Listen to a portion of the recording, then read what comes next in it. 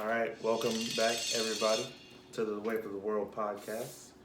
I am Jacob Perry. I have my host here with me, Mr. Brian Menard. I'll let him introduce himself. Hi, everyone. Like you said, I am Brian Menard. I didn't realize I was going to be hosting, but I guess that's where we're at right now. Excited to be here. Cool. Sorry, I had to turn you into a host. Nah, it's all good. Y'all have been asking me for a guest, so this is one of my good friends that I actually met working at a restaurant. Tell them how we met, Brian. You're stuck with me as the first guest. We met, it feels like it was 2 years ago, maybe, back at Jay's in Nashville, and I'd just moved in the area, and weren't too many other black folks, and so I remember training with Jacob, and then clinging to him, and then maybe a couple other folks in the restaurant who were black as well, and I'm glad we maintained that friendship just because. There was about two other ones, and they were both females. Yeah, y'all know who you are. Also dope, yeah. Shout out to y'all, but I feel like that was definitely a time, post graduating from college, where I realized, all right, I want to keep a black network around me, and that was a time where I was like, even when I left, once we stopped working together and whatnot, and then when I moved back to Murfreesboro, I was like, keep that circle, because especially in Tennessee, or at least Middle Tennessee, it's hard to find and keep those networks. Yes, sir. We only had about 4 black people total working at Jay's. 3 of us were servers. Fun times, but those are behind us. So we're going to jump right into today's topic. The first one, coronavirus. Yeah. How you feeling? Because we didn't dap up when you walked in. No, so I was being more mindful of the germs because, of course, all of a sudden people realize how important it is to wash your hands. We haven't been doing that for our whole entire lives. And so I didn't want to, even if it was just any little bit thing, I'm not contagious. I haven't caught it yet. It's probably inevitable at this point. It is global pandemic now. My thing is viruses have been around for a mad long time, so I don't understand why this particular virus, is it because of the spread of it? How fast it's spreading? Because how many people die of the flu every year? Right. Or how many diseases that we haven't been alive for have progressively just faded away? Swine flu, bird flu, polio, Ebola, Zika virus, they're all viruses. Right. Everybody learns to live with them eventually. But then when you think about some like this one that evolved from, I think it was something about a mosquito that bit a bat, and the evolution of that virus being unique, one that scientists haven't encountered before, and the thousands of viruses like that out in nature that just aren't discovered that can have a similar impact like the coronavirus right now.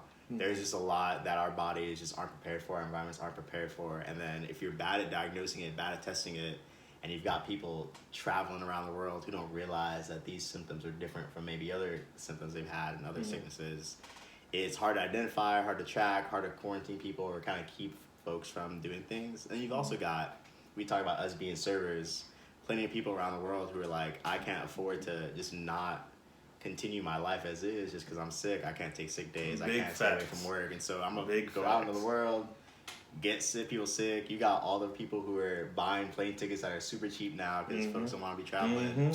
Boy about to go to Italy for $10. Exactly. It's that mentality, when else am I going to do it? I'd rather die in Italy. So many people are thinking that. If I'm going to get it anyway, let me fucking do it next to the, excuse my language. Let me do it next to the, I don't know why I'm saying Eiffel Tower, the Leaning Tower Pizza or something like that. It's a lot better monument than, I don't know what we got here, the square, you know what I mean? Yeah, I get it, but my main thing that I feel is that nobody is going to stop what they're doing, and no company is going to stop making their money. Right. Money's going to keep continuing to nobody's going to want their money to stop being made. I'll just put it that way. Yeah. You seen the stock market stuff this morning? Oh, yeah, bro. I am hot. Yeah. Apple lost $100. Yeah. Y'all have stopped your production in China. I know where this phone comes from. Microsoft, everything that I invest in after I had just done an episode about investing is hitting hard, bro. It's scary. And I'm the one that's washing my hands because I don't like we're still both servers. Every table I leave, I wash my hands. Yeah. So. You got to. I also don't think that it'll get bad enough to where they have to quarantine off I can't imagine like a state like New York being quarantined off because of all of the boroughs. Now the governor and the mayor both declared a state of emergency because the case number broke out to 76 in New York. Right. And I don't know. I just don't get it. No, it's wild. And with how easily and quickly this spreads, rather than you saw when it first broke out in Wuhan, China, it's one of those things where 76 can amplify throughout the state overnight. If you don't handle it right, and so it'd be interesting to see how it works because I feel like society would just crumble, fall apart if you had a quarantine an entire city, entire state. Now, let me ask you if you think this is a coincidence. Yeah. One. Oh boy. Bill Gates. Oh boy. A couple of months ago said that there was going to be a disease that spread and killed half of the population of the Earth. Also, the timeline of things happening.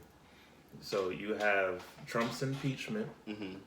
Then you have the coronavirus shortly thereafter, and then you have the presidential primaries, and then you have almost all of the Democratic candidates dropping out and supporting Joe Biden.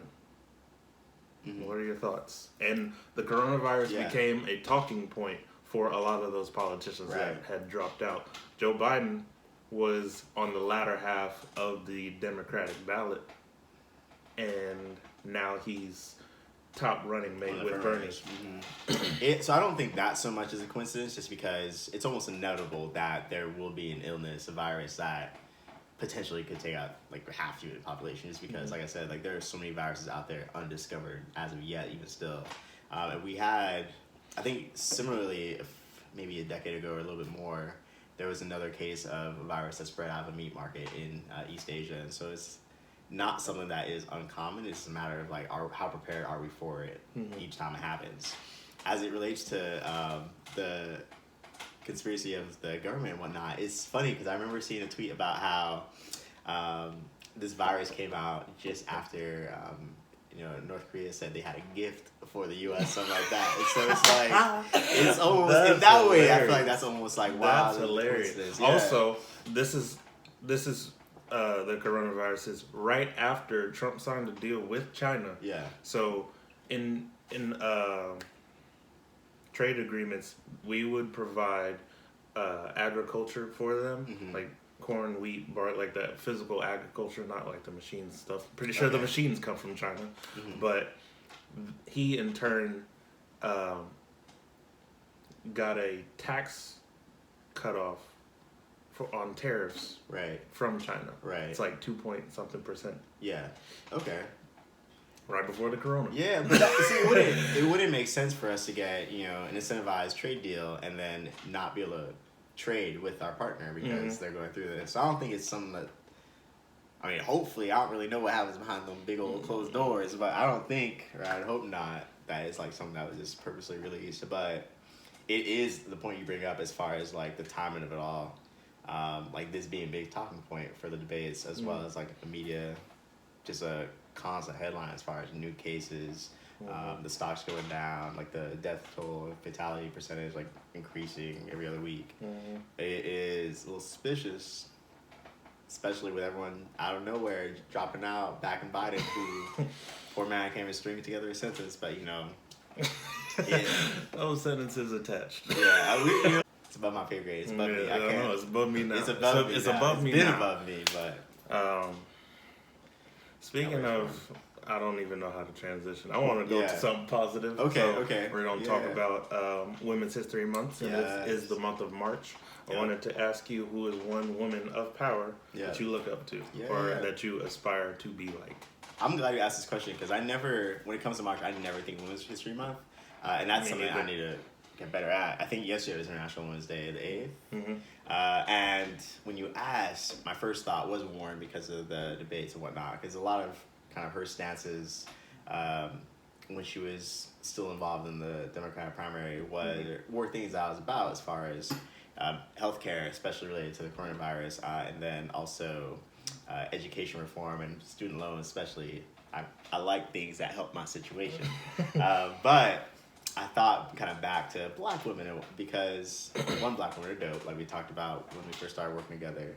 And Ava DuVernay came to mind because... Fire! Honestly, man. I will fight for Ava. Changed the way... And it's wild, too, because, like, being a black man, navigating the world, and being able to better understand that world because of what Ava's produced with 13th, with When They See Us, and the struggles that just African Americans in the U.S. kind of navigate with the prison industrial complex, and also just in different microaggressions with other white people and things like that. And I feel like she's just such an amazing storyteller that should be celebrated all the time, but especially this month. I got it. Oh my gosh. So I'm glad you asked that question. Ava. Yeah. Mine, I'm a little conflicted. One, because there's so many women that you could name off and they could be perfect candidates. It's not really an argument. It's more of an appreciation. Yeah. The biggest qualm that I have is that mine is Oprah. Okay. And she originally went to TSU here in Tennessee. Uh-huh. I haven't seen that woman come back since then. Now, out of the thousands of billionaires that are across the world, there are only 17 black billionaires. Mm-hmm. 2 of them are women, and 1 of them is Oprah. Yeah. I don't know what the other woman does, but she has to be at least on par with Oprah. I still didn't realize when you said that, like, Oprah was up there like that. I mean, I knew she was a big figure. I didn't realize she was a billionaire. She's doing a lot with someone who ain't coming back to TSU, but like, she owns her own network. That would help explain it. She had her own TV show. Right.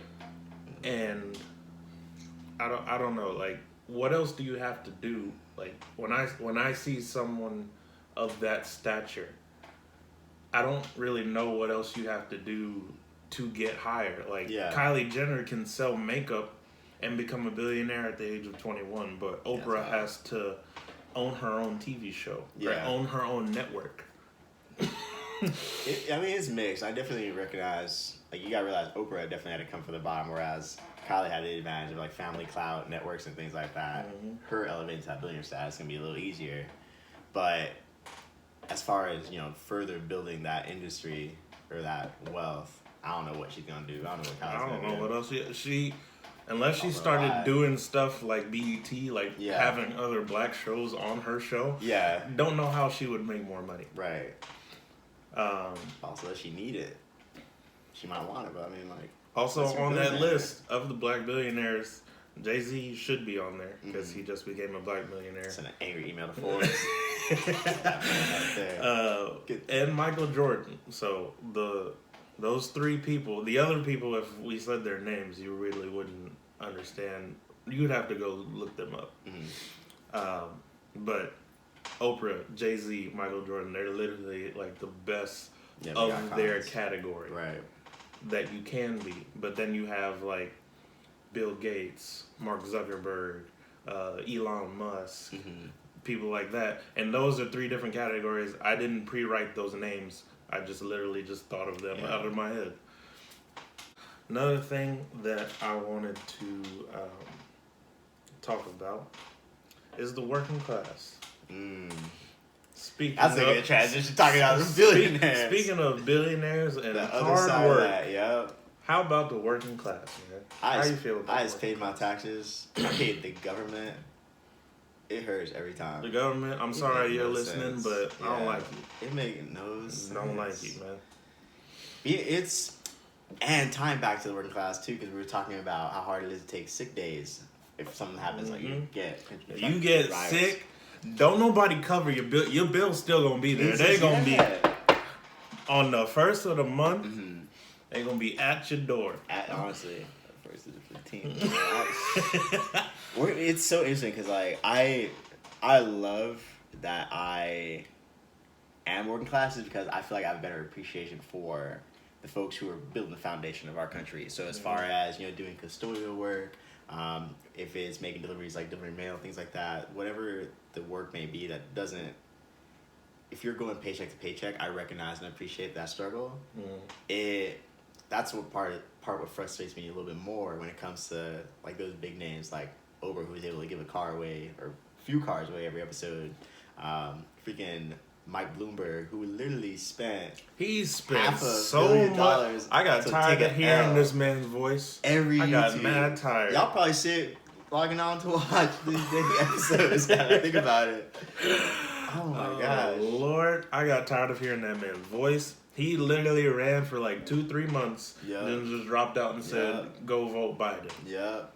Mad tired. This is why people with a lot of money shouldn't run for president. It's my opinion. It's just hard for at least me being working class to identify with these folks. I'm like, you can't speak for me because you haven't really been through what I've been through. He was also the mayor in New York, and he signed off on the stop and frisk law back in the 90s, I think. You ain't gonna get the black vote from me. Whenever I hear things about that, your boy from New York, if you ain't know. That's actually very nice. It's kind of clean. But working class, man. I'm tired of. Well, I feel like we'll always be working class. Yeah, well, it's definitely a hard ladder to climb. Like the social mobility, I feel like. Who's to say? I mean, you get a good interior designer role, you'll make it out. If I get a good, hopefully some kind of good teaching role, I'll make it out. But like staying out is like. What are your aspirations for teaching? Because I also want you to talk on that because I'm not versed in that field. I know what I know. It's tricky, yeah. So whenever I tell folks I want to go into higher education, so I'm going to get my master's in the fall. I'll start in higher education student affairs at Ohio State. I'm excited because it's been a long road coming. Graduated back in. Yeah. We probably got it backwards for the screen, but I graduated with my bachelor's back in spring of 2017.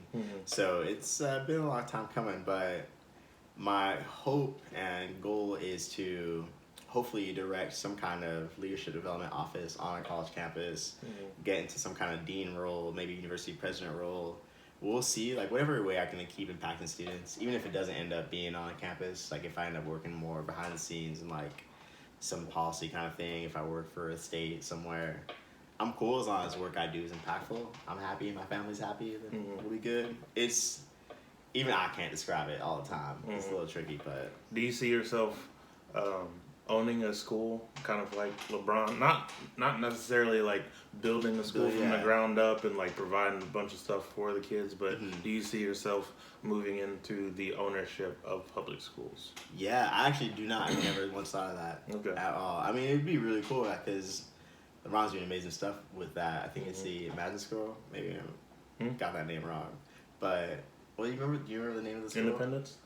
I don't know if it's Independence either. I know it's an I something. It's an I something. The I something school, yeah. I feel like... I don't live in Ohio. I don't really want to go there unless I'm visiting. No, it'd be dope because I feel like what he does with that is an incredible way to give access to education for a lot of people. I would love to do it in some way. I haven't thought of owning a school as the way I want to do that just yet, but I still don't know. I have to figure out what those options look like for me as I kind of move through the career path. I'm hoping to have better answers to these questions as I start my master's program. But we'll see. Yeah, I get it. I keep thinking when I get to Ohio, we'll figure out the I. Yeah, I'm kind of in the same boat. I'm about to graduate. He's older than me. I'm about to get my bachelor's in interior design. I don't think I've mentioned this before on the podcast. So. What I want to do is start out as a design assistant. I want to eventually move into specifically working in kitchen and bath design. I want to master that craft wholeheartedly, and then I want to eventually move into a project manager mindset. So I'm basically overseeing everything that's going on between, like 4 or 5, 6 different projects, and then I want to, in turn, own my own firm. Don't know what I want it to be called yet. Yeah. But I feel like the first step is saying it out loud. This is actually the second time I've actually said it out loud. Yeah. So, those are the goals. I don't know how I need to get there, but I do know that I don't need to be in Tennessee. Yeah. And if that don't get you out the working class, like nothing will. But I think we talked a little bit about maybe going to Atlanta, some big populated area. One, just because of greater work opportunities, but Atlanta would be a great space for just being around other black folks and black artists too, and keeping that motivation alive. Big black energy. Yeah. It's something that's just, you couldn't match that while you're still in Tennessee. Oh yeah.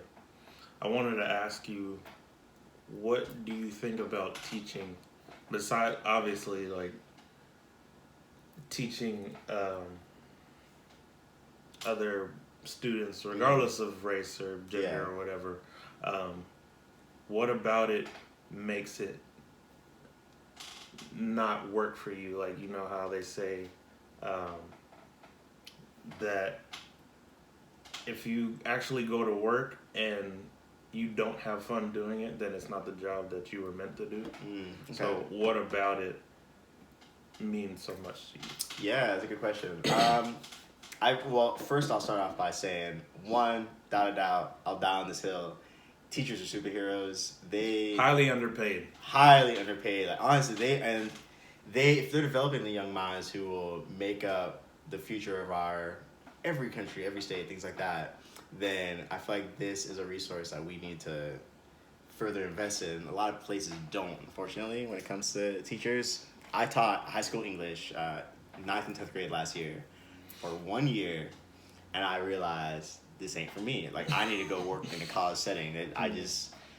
Them letters that you were sending me were hilarious. It's just like because of the. Oh, I don't mean to cut you off. No, speak on that about, because this man taught in Africa. It's okay. Apparently, it's a different context.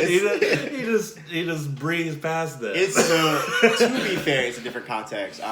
So I taught at an all boys Muslim school in Nairobi, Kenya, and that being said, their private school, the hours are gonna be different. The religious context was very different. I mean, in geographical context, it's East Africa is very different.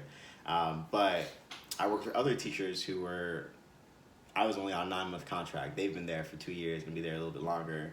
Most teachers, even in the U.S., may not make it past their first or second year. A lot of them may want to change career paths and things like that. I think within the first 5 years is like the kind of switching point.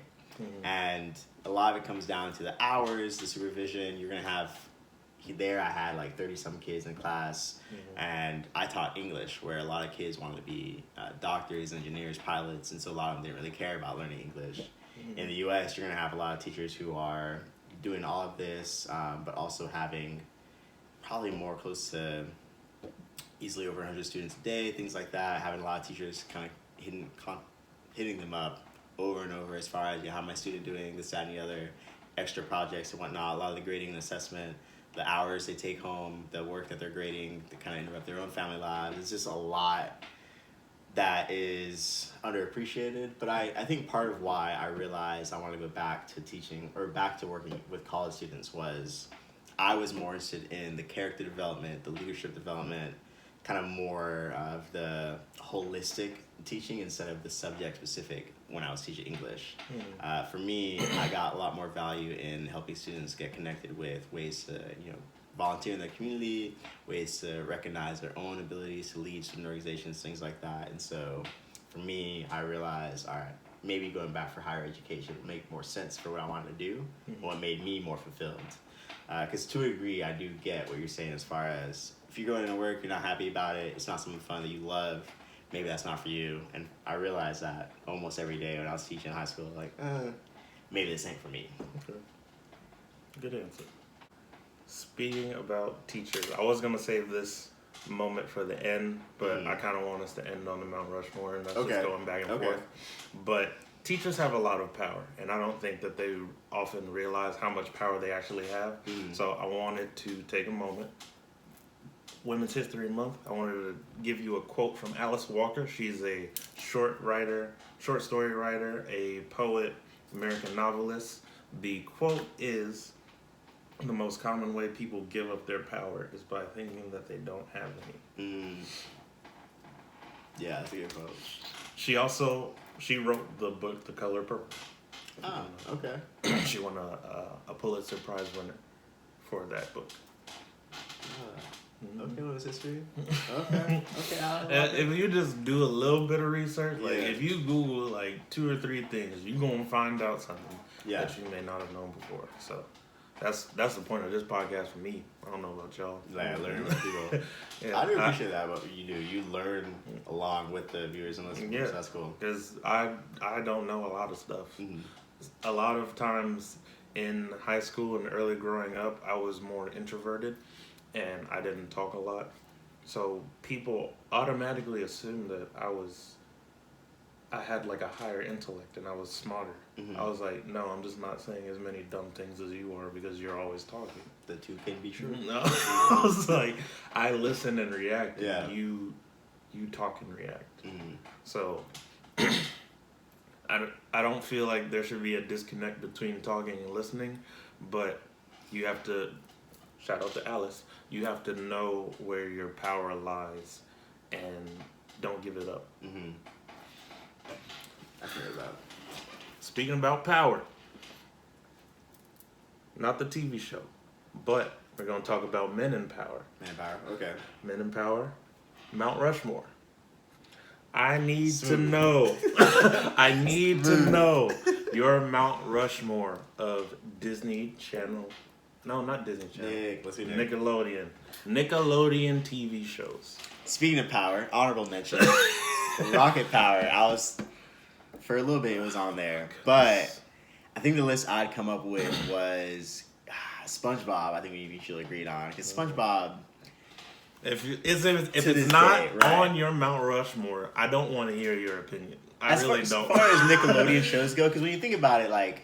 You cannot think Nickelodeon and not think SpongeBob. That's like thinking Disney without Mickey Mouse. They coincide. Right. Like there's no separating them. Exactly.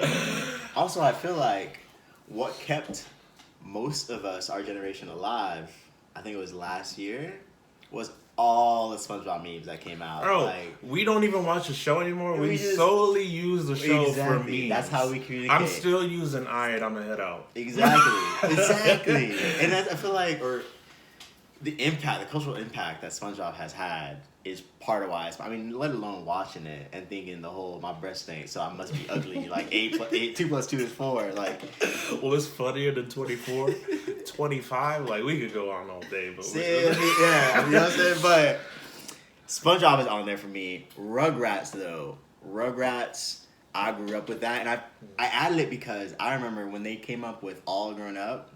When they brought the Rugrats back as teenagers, when I was going through puberty. You never really see that either. Like a show about toddlers or children, and then them growing up into like adulthood or teenagehood, whatever you want to call it. But you don't really see that, especially in cartoons. Right. Like they're already like preset into this age. Like one that's not going to be on my list. I'm just going to say it. But Danny Phantom. Great show. Great show. But it's just not going to be on my list. That's fair. It's on mine. So we both mutually agreed on SpongeBob. One that's on my list because of the length, the show quality, and the banter in between the main characters. It's fairly Odd Parents because banter between Cosmo and Wanda, even though Wanda, speaking of Women's History Month, shout out to Wanda, Cosmo was just dumb, but she loved him anyway. Yeah, I'm not also, Timmy was how old for how long? I feel like he was after a certain age you lose your fairy godparents. Yeah. I feel like it's the same thing with Ash Ketchum in Pokemon. Like like we done grown up. Yeah. We grew up with Pokemon, and that man just won like a championship a year ago. Yeah. It's like funny you say that because when you talk about like growing up with say Rugrats into all grown up, Ash ain't never aged. Oh no. Nothing changed. His face changed. He got some new animators. Mm-hmm. I saw that. He got different eyes now. Mm. But he ain't Ash Ketchum that I grew up with. That ain't so your two so far are Rugrats and Danny Phantom. Rugrats, Danny Phantom, and then SpongeBob was that first one. Okay. And then I personally chose to include Backyardigans, and I say Backyardigans because I guess I'm a little childish. Like I can go back and watch that show now, and I'll be like, "You're with your friends." Like that tune just hits. But I think the bigger part in reflecting why I chose it was because you had Tyrone in that show, you had Aniqua, you had just like all these like they were black kids exploring, but they weren't really black because they were animals. Nickelodeon wasn't really as bold as say Proud Family with Disney was, but like they gave us a little something. They gave us characters we can look towards with these blacker names, these blacker characters. Who were being represented on these shows and like going on these adventures and things in their little backyard, but it wasn't really. It was like an igloo because that's how the show was. Speaking of black characters, my next two. Go ahead. Hey Arnold. Because solely of the story of Arnold growing up in a basically like an immigrant house for people who were out of the country who needed a place to live but were still the working class. Mm-hmm. Also, best friend Gerald, like they had the handshake. Yeah. Gerald's the homie. Yeah. Gerald's the homie. Also, shout out to Arnold's room because he had the most underrated room for like a 10-year-old. A little window. Yeah, he had a skylight. He could see the whole city. Don't know what city it was, but that's not the point. Yeah. That was a good show. And he could climb out of the of his bedroom and go up on the roof. Yeah, that's a little dangerous. That's dope. Like, he had a pet pig in what it seemed like to be like New York, kind of. Yeah, I would say they all related it to like that or Chicago, like some kind of big city. Chicago, Atlanta, maybe. I don't know. And then my last one, back on the black, Kenan and Kel, because they, to me, they were like idols that I looked up to because they weren't that much older than us. And they were basically Drake and Josh was built off of Kenan and Kel. If we're gonna be honest. Besides the opening of the curtains and everything, where Kenan and Kel would come out and talk to the audience, Drake and Josh was the exact same thing. And I feel like they did Kenan and Kel for like 4 or 5 years, I think. I think that's a little bit. Kenan and Kel had me wanting to have a house stocked up on orange soda. Orange soda. I have never wanted to drink more. That was free advertising for orange soda. Really was. Like Fanta, I don't know like how everything. Much money they made off of. They did. Damn. I hope they got that bag. They did. They did. I'm on SNL. No, they didn't get that, but I just saw recently that Kenan's on SNL. But Kel is now a pastor.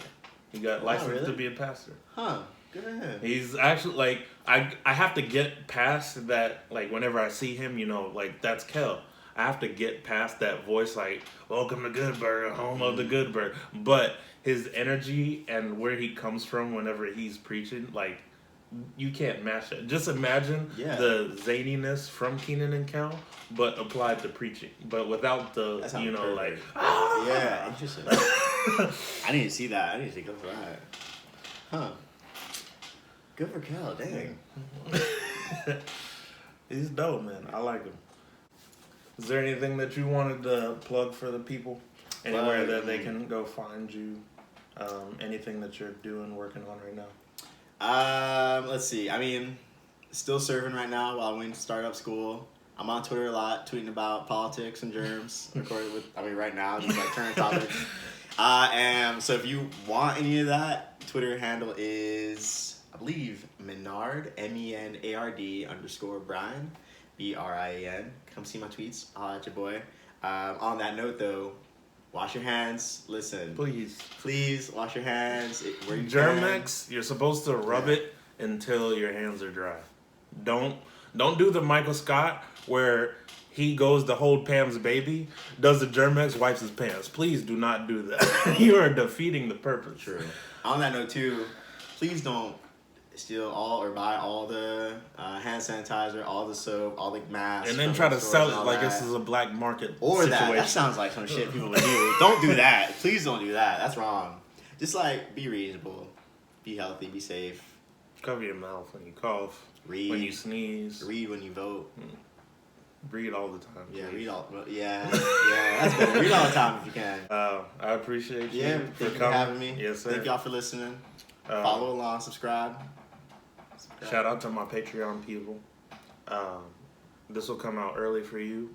I will be releasing this sooner rather than later. But this is why I created a podcast. I plan to have more guests on. And please continue to send me suggestions of what you want to talk about. I'm still mad at y'all for sending me that animated Disney thing because I went into my barbershop and I got so much S. I'm not going to say it. I got so much S. And I was like, bruh, it's just a list. How many lists are there in the world? If I did one of, if I did like top 5 or top 10 rappers, bro, I wouldn't get my hair cut. Nah, you get some love. You get some. But it's all love. I'm just here for the conversation. Like I said, I appreciate you coming through. And let me know who else you would like to hear from. This is Brian Menard, been a teacher. What a life. Yes, sir. I'll see y'all next week. See y'all. Thanks for listening. I appreciate all of your support. If you enjoyed this episode, please like, share, and subscribe. You can find me here at Wave of the World Podcast on YouTube. You can also find me on any podcast platform. If you have any questions, thoughts, or suggestions, please send them to waveoftheworld19@gmail.com. And this beat is provided by Terminal Beats.